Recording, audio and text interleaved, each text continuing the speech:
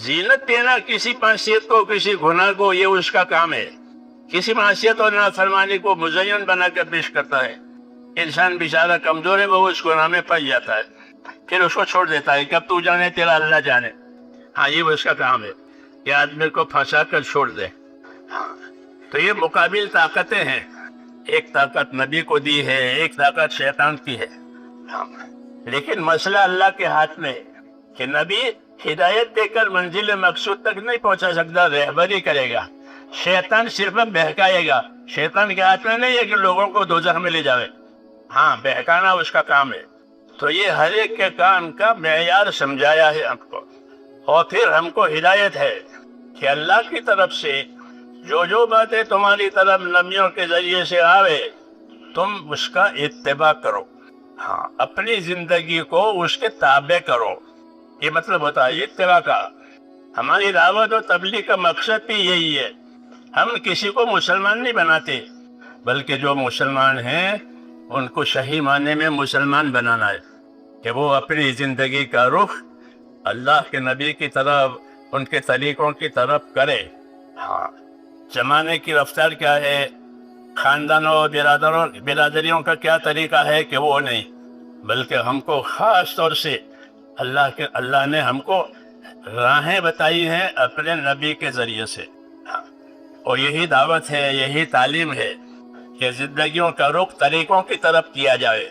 हाँ, माहौल होता है, ख़ानदानी रिवायतें होती हैं, कौमी रिवायतें होती हैं कि वो नहीं, बल्कि एक रास्ता होता है जो नबी के ज़रिए से दिया जाता है, उसको अपनाना है। हमारा जो तीसरा नंबर है इल्म और ज़िक्र, हाँ, उसकी तरफ ध्यान नहीं है, वो इसी मकसद के लिए है। इल्म और ज़िक्र दीनी ज़िंदगी की दो पटड़ी है, जैसे रेल की पटड़ी होती है। रेल बगैर पटड़ी के चलेगी? क्यों भाई, ये नहीं चलेगी। पटड़ी रेल के लिए, रेल पटड़ी के लिए। इस पटड़ी का दूसरी जगह इस्तेमाल नहीं होगा, रेल के लिए इस्तेमाल होगा, और रेल पटड़ी पर ही चलेगी। इनमें तलाजुम है, आपस में एक दूसरे के साथ लाजिम है। हाँ, इल्म और ज़िक्र ये पटड़ी है दो, दीनी जिंदगी गुजारने वालों के लिए इसके जिम्मे है कि वो अपनी जिंदगी के रेल को इस पर चलाए। हाँ, ये मकसद है इल्म और ज़िक्र का। इल्म से क्या मुराद है और इल्म से क्या देना चाहते हैं? तो इल्म से दो बातें देना चाहते हैं बुनियादी तौर पर। एक बात बुनियादी तौर पर इल्म से ये देंगे कि वो हमको फज़ाइल का इल्म देंगे। बंदों को, नबियों का तरीका होता है बंदों को खुदा की तरफ मुतवज्जे करने के लिए उनके पास कोई हुकूमत, कोई ताकत, कोई दबदबा, कोई दोष उनके पास नहीं होता। तो उनके पास क्या होता है कि उनके पास एक तो उनकी पाकीज़ा जिंदगी होती है, हर नबी की। ये लोग उसको देखते हैं, उनकी पाकीज़ा जिंदगी। फिर जब उनका वक्त आता है अपने काम को जाहिर करने का, तो अल्लाह ताला के हुक्म से फिर वो अपने काम को जाहिर करते हैं। हाँ, तो लोग उनकी जिंदगियों को देखते हैं। और जो सल्लल्लाहु अलैहि वसल्लम ने भी, जब लोगों ने आपकी नाफरमानी की और आपको जादूगर बताया, ये बता फरमाया तुम देखते नहीं हो, मैं तो एक लंबी उम्र तक तुम्हारे दरमियान में रहा हूँ। नबुव्वत तो बाद में जाहिर हुई है। वक़द लबिस्तु फ़ीकुम उमरन मिन क़ब्लिही अफ़ला ताक़िलून। मैंने तो तुम्हारे अंदर एक उम्र गुजारी है 40 बरस की, फिर भी तुम नहीं समझते हो कि अगर इसको कोई और चीज करनी होती तो इस अरसे में वो करता। तो नबी की जिंदगी मेरे दोस्तों पाकीज़ा होती है पहले से ही। जी हाँ, फिर वो अपने मकसद जिंदगी पर लोगों को लाते हैं, और मकसद जिंदगी पर लाने के लिए उनका तरीका ये होता है कि वो बंदों को बशारतें सुनाते हैं। क्योंकि आदमी के अंदर अपने नफ़े का हिर्स है, हर आदमी अपने नफ़े का हरीस है कि मुझे नफ़ा हो जावे, मुझे कामयाबी हो जावे, मेरा मकसद पूरा हो जावे। ये हर आदमी में अपना हिर्स। दूसरी सिफत उसके अंदर होती है इंसान के अंदर खौफ कि मैं किसी खतरे से दो चार न हो जाऊं। हाँ, हाल में भी मुस्तकबिल में भी किसी खतरे से मैं दो चार न हो जाऊं, इसका उसको खौफ होता है। हाँ, और अपने नफ़े की हिर्स और उम्मीद होती है। ये आदमी की फितरत है कि अपने नफ़े का हिर्स और उम्मीदवार اور اپنے خطرے سے ڈرنے والا، یہ اس کا مزاج ہے۔ اللہ تعالیٰ نے اس مزاج کی رعایت کرتے ہوئے ہم کو اپنے راستے پر ڈالا ہے کہ جو جس چیز کا اس کو حرص اور شوق ہے اس کے دینے کے وعدے کیے ہیں۔ ہاں، دینے کے وعدے کیے ہیں اللہ نے کہ تم کو یہ دیں گے اور یہ دیں گے اور یہ دیں گے۔ قرآن شریف میں دو چیزیں ہیں، ایک شرطیں ہیں اور ایک وعدے ہیں۔ شرطیں ہم پوری کریں گے، وعدہ اللہ پورا کرے گا۔ ایمان والوں کے ساتھ یہ معاملہ ہے کہ کچھ شرطیں لگا رکھی ہے اللہ نے، وہ شرطیں بندے پوری کریں گے، اور وعدہ کہ وعدہ اللہ پورا کرے گا۔ دعوت میں یہ ہوتا ہے، اس میں ایک قسم حکموں کی یہ ہوتی ہے کہ جس میں ہم کو نفع بتایا ہے، فائدہ بتایا، فضیلت بتایا، اور ڈرایا بھی ہے کہ نہیں کرو گے تو یہ ہوگا اور کرو گے تو یہ ملے گا۔ اس کو فضائل کہتے ہیں۔ ہر نبی کی دعوت میں، ان کی تبلیغ میں فضائل کا علم ہوتا ہے کہ وہ بندوں کو اللہ پر یقین اور اللہ کے وعدے پر چلانا چاہتے ہیں۔ وہ اپنی طرف سے کچھ نہیں کہتے، بلکہ یہ کہتے ہیں کہ اگر تم نے اللہ کی بات مان لی تو اللہ تمہیں یہ دیں گے اور یہ دیں گے اور یہ دیں گے، اور نہیں مانو گے تو پھر یہ ہوگا اور یہ ہوگا اور یہ ہوگا۔ یہ ان کا طریقہ کار ہے۔ اس طریقے سے وہ بندوں کو اللہ کی طرف متوجہ کرتے ہیں، اور اللہ کی طرف متوجہ کرنے کے لیے وہ ایک بات اور بھی کرتے ہیں کہ وہ اللہ کی قدرت سمجھاتے ہیں کہ تم اللہ کی قدرت پر غور کرو۔ تو قدرت سمجھاتے ہیں کہ دیکھتے نہیں ہو اللہ نے اکیلے نے یہ سارا بنایا ہے اور سارا چلا رہا ہے، اس کا کوئی شریک نہیں ہے اور اس کا کوئی مد مقابل بھی نہیں ہے۔ ہاں، دونوں باتیں نہیں ہیں۔ اللہ کا کوئی جنس نہیں، ضد بھی نہیں۔ بری ذات ازت تہمت ضد و جنس، غنی ملک شدت جن و انس۔ ایک اللہ کا نیک بندہ اللہ کی تعریف میں یہ بات کہہ رہا ہے کہ بری ذات ازت تہمت ضد و جنس، غنی ملک شدت جن و انس، کہ اللہ کی مبارک ذات بری اور پاک ہے۔ کہ کس سے پاک ہے؟ کہ ضد سے اور جنس سے۔ ضد کہتے ہیں مقابل طاقت کو، جیسے آگ اور پانی، اور جنس کہتے ہیں موافق طاقت کو، جیسے ایک آنکھ دوسری آنکھ کے لیے۔ تو ایسی کوئی طاقت اللہ کے ساتھ نہیں ہے۔ اللہ اپنی تمام طاقتوں کے ساتھ اکیلا ہے۔ نہ ضد میں کوئی طاقت ہے، نہ جنس میں کوئی طاقت ہے، ہاں، بلکہ وہ اپنے تمام طاقتوں کے ساتھ تنہا وہ اکیلا ہے۔ ہاں، یہ تعریف کرائی ہے کہ بری ذات ازت تہمت ضد و جنس، غنی ملک شدت جن و انس۔ دوسرا کیا کہ اللہ تعالیٰ بادشاہ ہے، ملک ہے، بادشاہ ہے، لیکن اس کی بادشاہت انسانوں اور جناتوں کی اطاعت کی وجہ سے نہیں ہے۔ جیسے حاکم کی حکومت رعیت کی وجہ سے ہے، رعیت الٹ گئی تو اس کی حکومت الٹ گئی، رعیت الٹ گئی تو حکومت الٹ گئی۔ کہ حاکم کی حکومت رعایا کی وجہ سے ہے۔ خدا کی خدائی اور خدائی کا ملک جناتوں اور انسانوں اور فرشتوں کی عبادت کی وجہ سے نہیں ہے، وہ ان سے بری ہے، ہاں، بلکہ وہ اپنی ذات سے خود واجب الوجود ہے۔ ہاں، کسی کی طرف اس کی حاجت نہیں ہے، سب کی حاجتیں اس کی طرف ہے، سب کی حاجتیں اللہ کی طرف ہے، اللہ کی حاجت کسی کی طرف نہیں ہے۔ اللہ غنی ہے، یہ اللہ کی شان ہے۔ ہاں، اعلیٰ اور بالا، کہ نہ اللہ سے کوئی اعلیٰ ہے نہ اللہ سے کوئی بالا ہے۔ لا الہ الا اللہ وحدہ لا شریک لہ۔ جی ہاں، یہ خدا کی خدائی ہے۔ تو نبیوں نے سب سے پہلے خدا کی خدائی کی پہچان کرائی ہے۔ دوسری بات کہ ساری چیزیں وہ اللہ کے تابع ہیں، سارے خزانے اللہ کے ہیں اور اس کے تابع ہیں۔ ہر قسم کے خزانے ہیں، آفتوں کے بھی اور نعمتوں کے بھی، اور وہ اللہ کے قبضے میں ہے۔ وَإِن مِّن شَيْءٍ إِلَّا عِندَنَا خَزَائِنُهُ، کوئی چیز ایسی نہیں ہے، ہاں، بلکہ ہر چیز کے خزانے ہمارے پاس ہیں، اور حکمت کے ساتھ ان خزانوں میں سے مخلوق کی طرف نکالتے رہتے ہیں، دیتے رہتے ہیں، حکمت سے دیتے ہیں۔ جی ہاں، بعض مرتبہ خزانوں میں سب کچھ ہے لیکن دیتے نہیں ہے، بند کر کے رکھ دیا۔ جی ہاں، بند کر دیا۔ یہ کیوں بند کر دیا؟ کہ اللہ تعالیٰ جب کوئی چیز بند کریں گے تو ظلم کرنے کے لیے بند نہیں کریں گے، تنگ کرنے کے لیے بند نہیں کریں گے، بلکہ حکمت سے بند کریں گے۔ کوئی حکمت ہے، وہ حکمت اللہ جانتا ہے، اس حکمت کی وجہ سے اس کو بند کیا ہے۔ پھر اس کا وقت آئے گا، حکمت کا اب تقاضا نہیں ہے تو اپنے فضل سے اس نعمت کو کھول دیں گے، حکمت سے بند کریں گے، فضل سے کھولیں گے۔ یہ اللہ کا دستور ہے۔ اس لیے ہمارا ایمان اللہ کی پہچان کرانے کے لیے ہے کہ اللہ کوئی چیز بند کریں گے تو یہ نہیں کہ کوٹا ختم ہو گیا اب کہاں سے لاویں، کیسا نہیں، بلکہ حکمت سے بند کیا ہے اور فضل سے کھول لیتے ہیں۔ خدا گر حکمت بے بندت درے کشایت ب فضلش دہری دیگرے۔ جو اللہ کو جاننے والے ہیں وہ یہ کہتے ہیں کہ خدا گر حکمت بے بندت درے کشایت ب فضلش دہری دیگرے، کہ اگر اللہ تعالیٰ حکمت سے کوئی دروازہ بند کرے گا تو یہ نہیں کہ اس وقت ختم ہو گیا ہے، کہ نہیں، بلکہ حکمت سے بند کیا ہے اور اپنے فضل سے اور زیادہ دینا ہے۔ جیسے ماں کا دودھ بند ہو گیا بچے کے لیے، جی ہاں، تو اب ماں کا دودھ بند ہونے کے بعد وہ بچہ مر جائے گا، کہ نہیں، اب اس کے لیے اس کے فضل سے سب دروازے کھل جائیں گے۔ یہ دستور ہے، اور یہ باتیں اس لیے سمجھائی گئی ہیں تاکہ اللہ کے بندوں کو اللہ کی شان سے واقفیت ہو جائے کہ اللہ کی اپنی شان ہے، اللہ کی اپنی شان ہے، اللہ کی اپنی صفات ہے۔ ان صفات کو جان کر دو باتیں پیدا کرنی ہے۔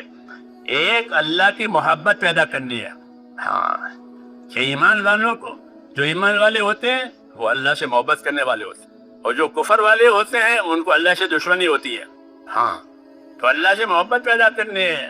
تو محبت پیدا کرنے کے لیے اپنے انعامات، اپنے اکرامات اور اپنی صفات بتائیے، اپنی صفات بتائیے کہ میری یہ صفت ہے، میری یہ صفت ہے، کہ اللہ کے دربار میں کرم ہے۔ کرم کہتے ہیں بخشش کو، کرم کہتے ہیں بخشش کو۔ جو کریم ہوتا ہے وہ مانگنے والے کو بھی دیتا ہے اور بغیر مانگے بھی دے۔ شقی مانگنے سے دیتا ہے، ایک ہوتا ہے شقی، جب ان کے پاس کو جائے گا تو وہ کو دے دے گا، شقی آدمی ہے۔ تو ایک سخاوت ہے کہ وہ مانگنے والوں کو کوئی داؤں مل جائے۔ یہ بہت سے شقیوں کے قصے ہوتے ہیں دنیا میں، جی ہاں، کہ کوئی سر مانگنے گیا ہے، حاتم طائی بہت شقی تھا، تو کوئی سر مانگنے گیا تو وہ سر دینے کے لیے تیار ہو گیا، کیا بہت شقی ہے۔ تو ایک تو ہوتا ہے سخی کہ وہ اپنی ضد دے دے گا، اور اللہ تبارک و تعالیٰ کے لیے، کہ اللہ تبارک و تعالیٰ کے لیے جو صفت ہم کو سنائی ہے کہ اللہ کریم ہے۔ اللہ کون ہے؟ کریم۔ کریم کا مطلب یہ ہوتا ہے کہ اللہ جب کوئی معاملہ کرے گا تو اپنی شان صفات کے حساب سے معاملہ کرے گا، مانگنے والے کی حاجت کے حساب سے نہیں، کہ اس کو اتنے حاجتیں دے دو۔ دنیا میں یہ نظام ہے کہ اتنے حاجت ہے کہ اتنا دے دو، اتنے حاجت ہے اتنا دے دو، کہ ایسا نہیں ہے، بلکہ اللہ تعالیٰ اپنی شان سے دیں گے۔ یبسط الرزق لمن یشاء ویقدر، جس کے لیے چاہیں روزیوں کے دروازے کھول دیں گے، ادھر سے بھی آ رہا ہے، ادھر سے بھی آ رہا ہے، ادھر سے بھی آ رہا ہے، اور جس کے لیے چاہے دروازہ بند کر دیں۔ ان کو صبح کی فکر ہے کہ صبح بچے روئیں گے، کیا کھلاؤں گا، ابھی تو کھلا دیا۔ ہاں، یہ دونوں سنتیں اللہ تعالیٰ کی ہے، تنگی بھی کرے اور کھول کے بھی دے۔ ہاں، اس لیے نہیں کہ اس کے پاس نہیں ہے، بلکہ اس کے پاس ہے، لیکن اللہ کی شانیں ظاہر ہوتی ہے۔ ایمان والے کو اللہ تعالیٰ اپنے شانیں بتاتے ہیں تاکہ وہ کسی حال میں اللہ سے نہ کٹے اور اللہ سے نہ بہکے، کہ بہت زیادہ مل گیا تو بہک گیا، نہیں ملا تو نا امید ہو کے کٹ گیا، کیسا نہیں ہے، بلکہ اللہ کی اپنی شان ہے کہ اللہ کو پہچانے۔ یبسط الرزق لمن یشاء ویقدر، جس کو چاہے گا کھل کے روزی دے گا اور جس کو چاہے گا ترک کر دے گا۔ یہ کیوں؟ کہ حکمت ہے، حکمت کا تقاضا ہے۔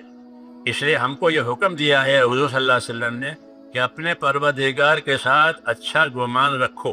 ایمان والوں کو اللہ کی یہ شان صفاتیں سکھائی ہے، بتائیے، اور یہ حکم دیا ہے کہ اپنے پروردگار کے ساتھ کیا رکھو؟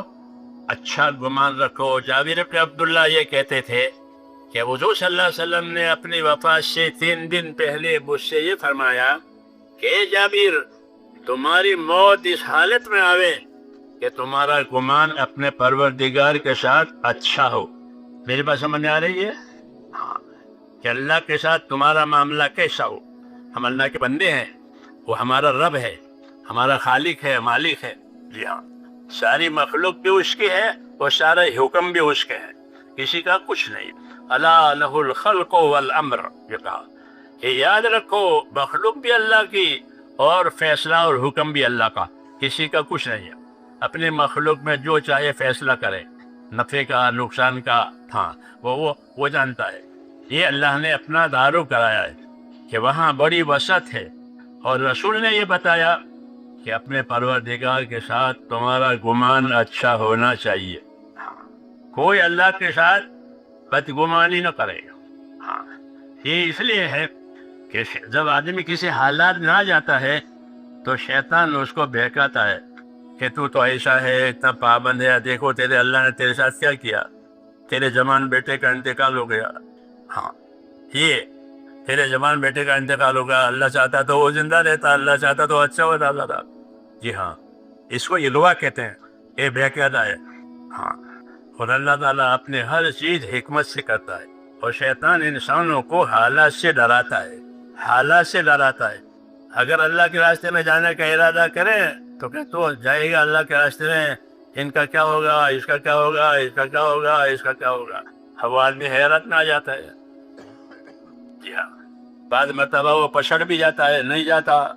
ہاں، اس کے اغوا کی وجہ سے. تو ایسے موقع پر تعلیم دی ہے، یوں ہوگا یوں ہوگا. کہ حضور اللہ نبی سے فرماتے ہیں کہ قل لن یصیبنا الا ما کتب اللہ لنا، کہ نبی کہہ دو کہ کچھ نہیں ہوگا ہم کو، جو ہمارے رب نے پہلے لکھا ہے وہ ہوگا. مصیبت لکھی ہے تو مصیبت آئے گی، راحت لکھی ہے تو راحت آئے گی، تندرستی لکھی ہے تو تندرستی آئے گی، بیماری لکھی ہے تو اللہ تمام چیزیں لکھ چکا ہے. جی ہاں، اور جو جو چیزیں لکھی ہیں ان کو ہر روز عمل میں لاتے ہیں. جی ہاں، ان کو اپنے عمل میں لاتے ہیں. کل یوم ہوا فی شان، کہ ہر روز وہ اپنے کام میں ہے. جیسے آپ حضرت اپنے کام میں ہوتے ہیں، اپنی ضروریات میں ہوتے ہیں، کہ اللہ ہر روز اپنے کام میں ہے. اس نے اپنے کاموں کو لکھا ہے. جی ہاں، پھر ان کاموں کو روزانہ عمل میں لاتے ہیں. آج اس کی موت ہے، اس کو موت دینی ہے، آج اس کو روزی دینی ہے، آج اس کو شفا دینی ہے. ہاں، تارو کرایا کل یوم ہوا فی شان، کہ ہر روز وہ اپنے کام میں ہے. ایسے نہیں ہے کہ سب مخلوق کام کر رہی ہے، کہ نہیں، کہ ہر روز اللہ اپنے کام میں ہے. وہ اپنے کاموں کی ترتیب تنفیذ اپنے شان کے مطابق کرتے ہیں. یہ ہم کو ہمارے دین نے بتایا ہے، اس لیے تاکہ کوئی اللہ کے ساتھ بدگمانی نہ کرے. جو کچھ کریں گے حکمت سے کریں گے. بات چیزیں تم کو ناگوار معلوم ہوگی وہ تمہارے لیے اچھی ہوگی، بات چیزیں تمہیں اچھی معلوم ہوگی لیکن وہ تمہارے لیے بہتر نہیں ہوگی. یہ کہا ہم سے کیوں؟ کہ دین پر چلے والوں پر زیادہ تر حالات آتے ہیں. موافق حالات بھی آتے ہیں، ناموافق حالات بھی آتے ہیں. یہ دونوں حالات، تو حالات کا اعتبار نہیں ہے. حالات بدلتے رہتے ہیں، جیسے صبح ہوئی، شام ہوئی، رات ہوئی، دن ہوا. کہ حالات کو قرار نہیں ہے، حالات بدلتے رہتے ہیں. اس لیے حالات کی وجہ سے کوئی اللہ سے ناراض نہ ہو، اور حالات کی وجہ سے کوئی اللہ پر نہ اتراوے کہ اچھے حالات ہو گئے. کہ حالات امتحان کے لیے اللہ نے پیدا کیے، کہ اس میں کون کیسا چلتا ہے. حالات کو بھی پیدا کیا ہے، نعمتوں کو بھی پیدا کیا ہے، اور نعمتیں پیدا کر کے دیتے بھی ہیں. مانگنے کا انتظار نہیں کرتے کہ مانگے تو دوں، بغیر مانگے دے اور اپنی شان سے دے. یہ اللہ تعالیٰ کا نظام ہے کہ بغیر مانگے دینا اور اپنی شان سے دینا. جی ہاں، یہ اللہ کی شان ہے. یہ شان اللہ تعالیٰ کی نبیوں نے ہم کو سمجھائی ہے. ہاں، کہ اللہ کی شانیں ہیں. قرآن کریم بھرا ہوا ہے ان باتوں سے. یہ کیوں ہے؟ تاکہ اللہ تعالیٰ پر جس طرح ہمارا ایمان ہے اس طرح اللہ تعالیٰ سے محبت بھی ہو جاوے. کیا ہو جاوے؟ کہ اللہ پر ایمان بھی ہے، اور کیسا ایمان؟ زبردستی کا کہ نہیں، والذین آمنوا اشد حبا للہ. یہ کہا کہ والذین آمنوا اشد حبا للہ، کہ جو ایمان والے ہیں وہ تو اللہ کی محبت میں بڑے تیز ہیں، بڑے سخت ہیں. کہ وہ اللہ کی بات محبت سے مانتے ہیں. گلا دبا کر کے بات نہیں منوائی جا رہی ہے، بلکہ محبت سے مانتے ہیں. اس لیے کہتے ہیں اپنے اللہ سے محبت کرو. کیوں؟ کہ اس کی نعمتیں کھاتے ہو، وہ تمہیں نعمتیں دیتا ہے. جی ہاں، حیات دیتا ہے. تو اس لیے اپنے اللہ سے محبت، اور محبت کے ساتھ اللہ کی اطاعت کرو. یہ اصل مسئلہ ہے. ہمارا اصل مسئلہ اللہ تعالیٰ کے ساتھ اطاعت کا ہے، کہ اس کے بندے بن کر، اس کے تابعدار بن کر زندگی گزارے. اطاعت ہی اصل ہے جس کے لیے نبی آتا ہے، کہ زندگیوں میں اطاعت آ جائے. اپنی نفسانیت میں سے، اپنی خواہشوں میں سے، اپنے ماحول میں سے آزاد ہو جائے، اور اللہ کے اطاعت پر قائم ہو جاؤ. یہ دعوت ہے. تو اصل دعوت جو ہے وہ اللہ کے اطاعت کی ہے. وما ارسلنا من رسول الا لیطاع باذن اللہ. یہ فرمایا وما ارسلنا من رسول الا لیطاع باذن اللہ. جب کبھی ہم نے زمین پر کوئی رسول بھیجا ہے اللہ کہتے ہیں تو کسی اور کام کے لیے نہیں بلکہ صرف اس کام کے لیے کہ وہ نبی اللہ کے بندوں کو ان کی ذمہ داری سمجھا کر اللہ کی اطاعت پر قائم کرے. ہمارے نبی کو سارے عالم کے لیے بھیجا تاکہ سارے عالم میں اللہ کی اطاعت کی بات چلے. جی ہاں. کافۃ للناس بشیرا ونذیر آپ کی صفت ہے کہ اللہ کہ آپ کو سارے عالم کے لیے بشیر و نذیر بنا کر بھیجا ہے کہ لوگ اطاعت کریں گے تو بشارتیں سنیں گے، اچھے حالات دیکھیں گے. لوگ نافرمانی کریں گے تو ان پر انذار یعنی ڈراونے حالات آئیں گے. تو یہ سارے عالم کے لیے ہے. تو نبیوں کو اللہ تبارک و تعالیٰ اطاعت قائم کرانے کے لیے بھیجتے ہیں اور یہی مقصد ہے دعوت اور تعلیم کا کہ دعوت دی ہے، تعلیم دی ہے تاکہ ایک ایک کی زندگی اطاعت پر آوے. اطاعت اجتماعی بھی ہوتی ہے، اطاعت انفرادی بھی ہوتی ہے. اطاعت اجتماعی بھی ہوتی ہے. بعض کام ایسے ہوتا ہے کہ وہ مل جل کر کیے جاتے ہیں، اکیلے کر نہیں سکتے. جمعہ کی نماز اکیلے کوئی پڑھے گا کیوں بھائی؟ کہ نہیں، جمعہ ایک آدمی کا نہیں ہوگی، عید ایک آدمی کے لیے ہوگی، حج ایک آدمی کے لیے ہوگی. بعض کام مل جل کے کرنے کے ہیں عبادتوں میں، دوسرے کاموں میں، اور بعض کام انفرادی طور پر کرنے. لیکن بہرحال کرنی ہے اطاعت. جی ہاں کہ بندوں کو اللہ نے اپنی اطاعت کے لیے پیدا کیا ہے. دعوت اطاعت کی ہے کہ اطاعت کرو. اطاعت کا مفہوم عبادت سے اور زیادہ ہے. عبادت تو صرف اللہ کی ہوگی اور کسی کی نہیں ہوگی. وَاعْبُدُوا اللَّهَ وَلَا تُشْرِكُوا بِهِ شَيْئًا. معاذ ابن جبل سے پوچھا حضور صلی اللہ علیہ وسلم نے کہ معاذ آپ کو معلوم ہے اللہ کا کیا حق ہے؟ آپ کو معلوم ہے اللہ کا کیا حق ہے؟ یہ حضرت معاذ سے حضور صلی اللہ علیہ وسلم نے پوچھا. انہوں نے عرض کیا مجھے نہیں معلوم ہے، آپ بتائیں گے. جیسے ان کی عادت تھی کہ اللہ و رسولہ عالم. اور یہ سوالات بھی اسی لیے ہوتے تھے کہ جو چیز ان کے کام کی ہے، جو حق ان کے اوپر ہے وہ ان کو بتانا ہے. اللہ نے دنیا کو میرے بھائیوں دارالحقوق بنایا ہے. کیا بنایا ہے؟ کہ یہ حقوق ادا کرنے کی جگہ ہے. جس طرح یہ حاجتیں پوری کرنے کی جگہ ہے دنیا، ایسے ہی یہ حقوق ادا کرنے کی بھی جگہ ہے. حاجت تو ہر حاجت مند کو محسوس ہوتی ہے. مجھے پیاس لگی ہے تو میں پیاس محسوس کروں گا، آپ کو بھوک لگی ہے تو آپ بھوک محسوس کریں گے. ایسا ہر جاندار وہ حاجت کو محسوس کرتا ہے. اس لیے حاجت کی تبلیغ نہیں ہوتی، وہ تو خود اپنی حاجت محسوس کر کے اس کا طریقہ اختیار کرے گا. ہاں نبی یہ بتائے گا انسانوں کو کہ حاجت پوری کرو لیکن حاجت کا طریقہ معلوم کرو. ہاں حاجت کا طریقہ معلوم کرو. تو تبلیغ طریقوں کی ہوتی ہے، حاجتیں تو خود پیدا ہوتی اندر. جی ہاں کہ وہ طریقوں کی تبلیغ کرتے ہیں کہ کھانا اس طرح کھانا ہے، کمانا اس طرح ہے، وضو اس طرح ہے. تو حاجتوں کی پورا کرنے کی تبلیغ ہے. حاجت تو اندر خود پیدا ہوتی ہے. ہاں اس کو طریقے کہتے ہیں کہ نبیوں کے ذریعے سے طریقے ملتے ہیں کیونکہ حاجت تو پہلے سے ہی ہے. ایسے ہی نبیوں کے ذریعے سے ذمہ داریاں ملتی ہے. ذمہ داریاں دو چیزوں کی ہوتی ہے، جانی ذمہ داری، مالی ذمہ داری. جانی ذمہ داری اور مالی ذمہ داری، یہ دو بڑی نعمتیں اللہ تعالیٰ بندوں کو دیتے ہیں. جانی ذمہ داری حیات دی ہے، اولاد دی ہے، یہ جانی نعمتیں ہیں. مال دیا ہے، جی ہاں دولت ثروت دی ہے، یہ دوسری نعمت ہے.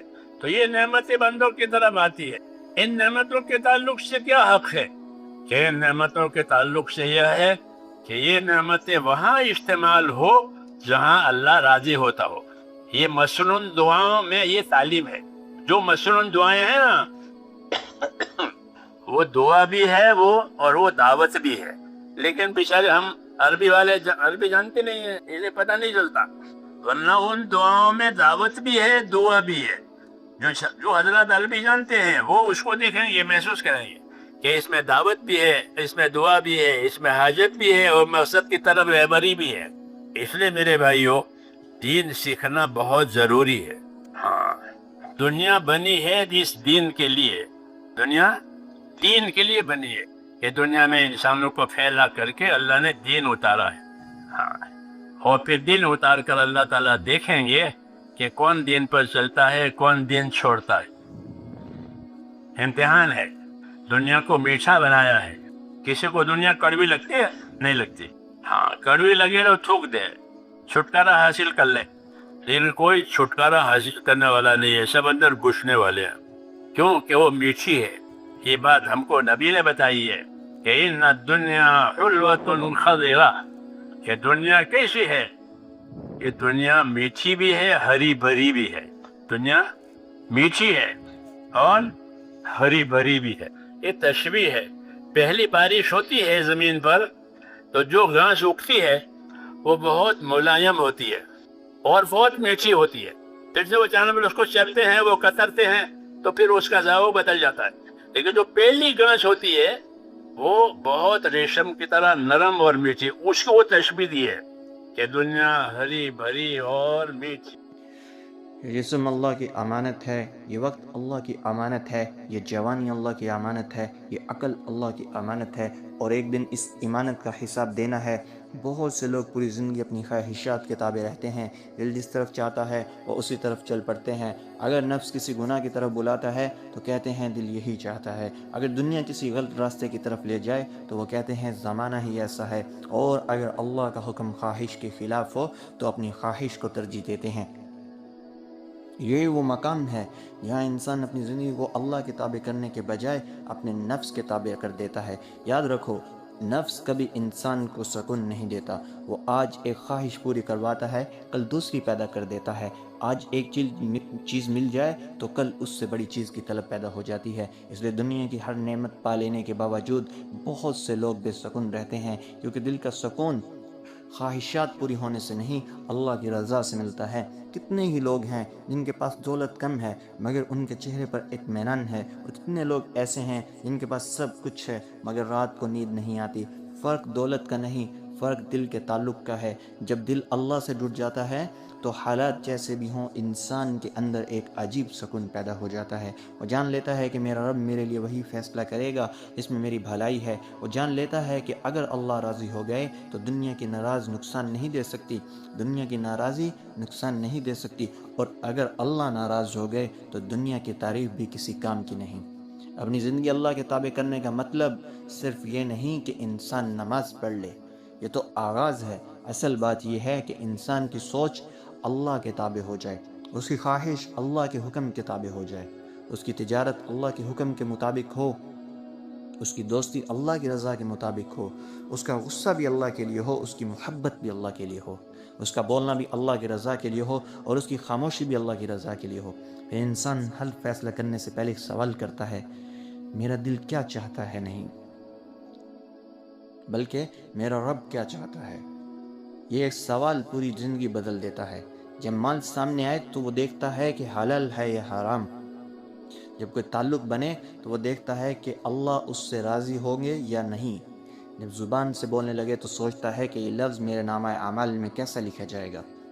جب غصہ آئے تو وہ اپنے نفس سے زیادہ اپنے رب کو یاد کرتا ہے. یہ آسان نہیں ہے, اصل امتحان ہے یہی.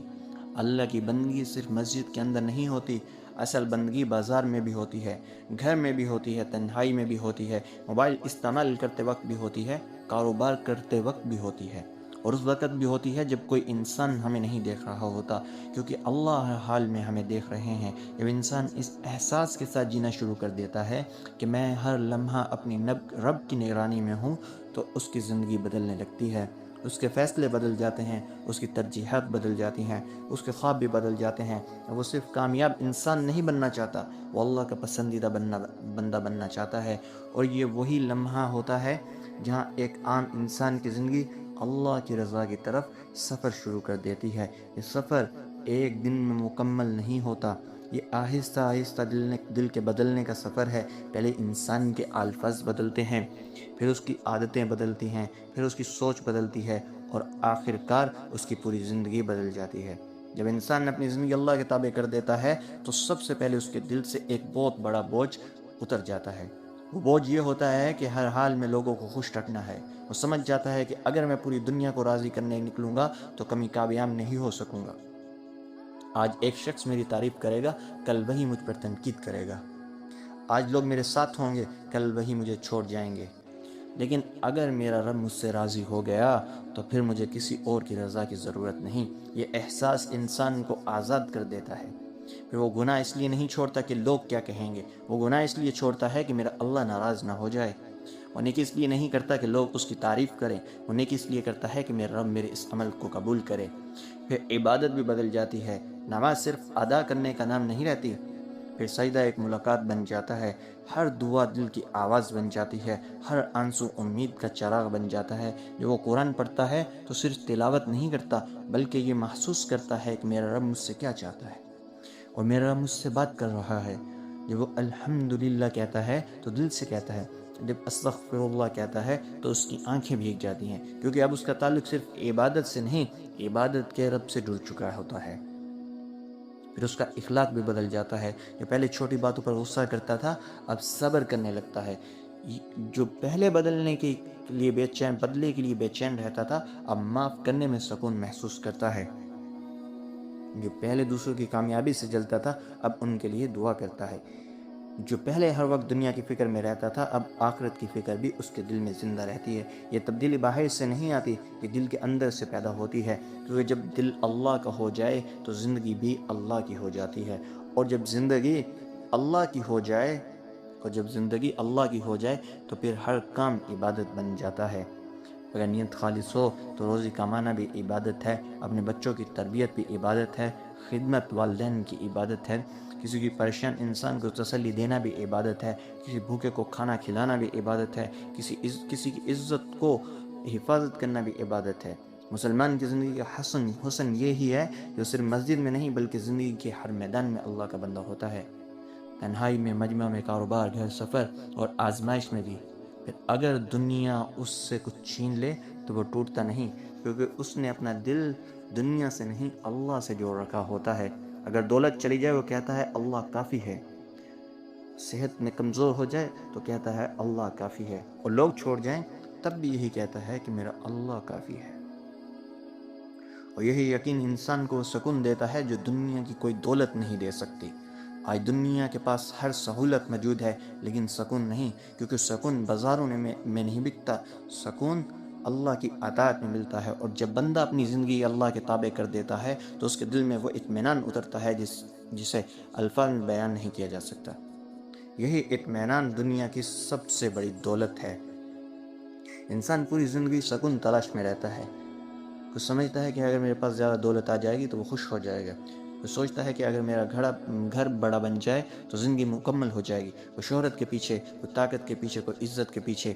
لیکن جب سب کچھ حاصل ہو جاتا ہے تب بھی دل کے اندر ایک خلا باقی رہتا ہے، کیونکہ دل کو دنیا کی چیزوں سے نہیں اپنے پیدا کرنے والے سے سکون ملتا ہے۔ اللہ تعالیٰ نے انسان کو اپنی بندگی کے لیے پیدا کیا ہے۔ جب بندہ اس مقصد سے دور ہو جاتا ہے تو اس کے دل کی بے چینی بڑھ جاتی ہے، چاہے اس کے پاس دنیا کی ہر آسائش موجود ہو۔ اپنی زندگی اللہ کے تابع کرنے کا مطلب یہ نہیں کہ انسان دنیا چھوڑ دے، بلکہ اس کا مطلب یہ ہے کہ دنیا اس کے ہاتھ میں رہے، دل میں نہیں۔ وہ تجارت کرے لیکن تجارت اسے اللہ سے غافل نہ کرے، وہ رزق کمائے لیکن حلال طریقے سے، وہ اپنے اہل و عیال سے محبت کرے لیکن اللہ کی محبت سے بڑھ کر نہیں، وہ خوشیاں منائے لیکن اپنے رب کو بھول کر نہیں۔ پھر زندگی کا ہر لمحہ بدل جاتا ہے۔ صبح آنکھ کھلتی ہے تو سب سے پہلے اپنے رب کا شکر ادا کرتا ہے، نماز میں کھڑا ہوتا ہے تو محسوس ہوتا ہے کہ اس رب کے سامنے کھڑا ہوں جس کے ہاتھ میں میری زندگی اور میری موت بھی ہے۔ اگر کوئی نعمت مل جائے تو تکبر نہیں کرتا بلکہ کہتا ہے یہ میرے رب کا فضل ہے، اور اگر کوئی آزمائش آ جائے تو شکوہ نہیں کرتا بلکہ کہتا ہے میرا رب مجھے ضائع نہیں کرے گا۔ یہی وہ دل ہے جو اللہ کو محبوب ہوتا ہے۔ پھر آہستہ آہستہ انسان کے فیصلے بدلنے لگتے ہیں، وہ گناہ کے موقع بھی چھوڑنے لگتا ہے۔ اللہ مجھے اور آپ کو سب کو عمل کرنے کی توفیق دے، آمین یا رب العالمین۔